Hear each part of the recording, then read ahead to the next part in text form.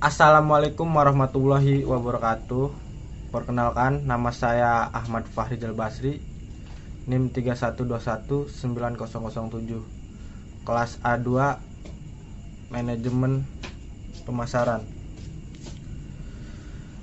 Di sini saya akan mempresentasikan tentang pemasaran strategik dari perusahaan Donuts Jeko.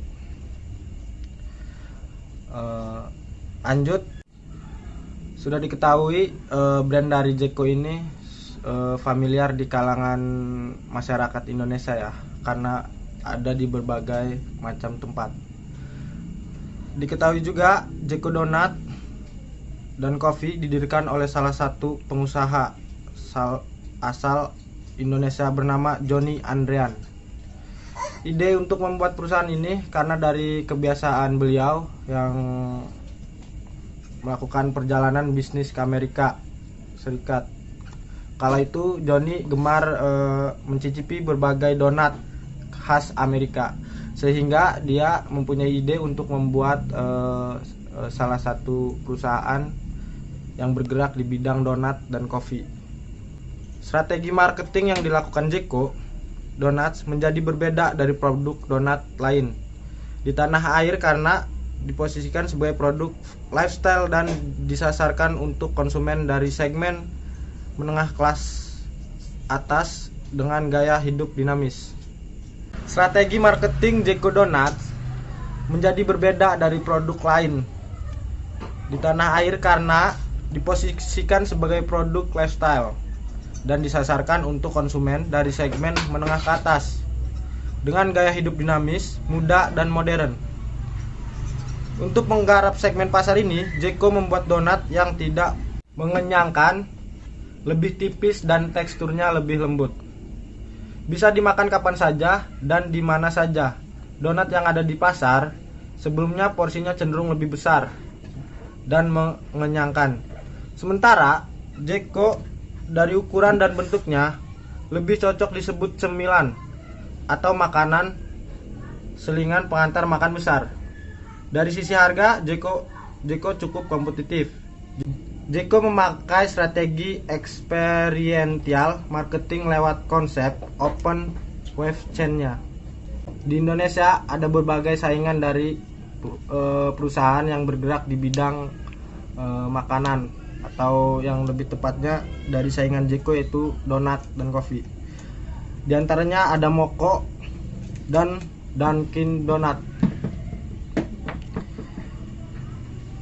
Selanjutnya ada berbagai kelebihan dan kekurangan dari perusahaan Jeko. Yang pertama, kelebihan dari Jeko yang pertama memiliki varian rasa yang berkualitas dan menciptakan inovasi pada setiap tampilan produk. 2. Konsep dapur yang terbuka serta penambahan topping pada donat. 3. Bahan baku yang digunakan diimpor dari luar negeri sehingga mendapatkan posisi sebagai produk dengan kualitas premium di Indonesia. Yang keempat, proses produksi menggunakan alat-alat modern yang terjamin dan tingkat higienisnya. 5. Suasana yang dirasakan ketika berada di Jeko, yaitu keindahan, kerapihan, kenyamanan dari setiap gerainya. Selanjutnya ada kelemahan dari Jeko. 1. Fasilitas tempat duduk yang kurang memadai saat konsumen sedang antri. Kedua, terkadang waktu pembelian Jeko keras, sudah tidak fresh. Ketiga, harga produk Jeko yang mulai mungkin karena bahan-bahan dan kualitas produknya sendiri. 3. Harga produk Jeko yang mahal mungkin keras karena bahan-bahan dan kualitas produknya tinggi. 4. Tidak bisa disimpan terlalu lama. 5. Proses pembuatan yang lebih dari 50% menggunakan mesin sehingga sumber daya manusia yang terserap sebagai tenaga kerjanya sedikit. Lanjut saran. Disarankan dari pihak Jeko Donut and Coffee lebih memperhatikan dalam aspek harga. Harga yang diberikan dirasakan konsumen terlalu tinggi dan tidak sesuai dengan produk yang ditawarkan. Diharapkan agar harga lebih disesuaikan lagi dengan produknya. Misalkan dengan menaikkan kualitas produknya atau dengan cara membuat beberapa paket minuman dan makanan menarik sehingga konsumen merasa biaya yang mereka keluarkan sesuai dengan produk yang mereka dapatkan. Kesimpulan, merek menurut konsumen. Pada bagian ini sebagian besar menjawab setuju. Konsumen beranggapan bahwa Jeko Donut and Coffee merupakan jaminan produk yang bermutu dan juga dikenal lebih baik oleh masyarakat luas. Kualitas pelayanan menurut konsumen. Jeko Donut and Coffee memiliki kualitas pelayanan yang cukup baik.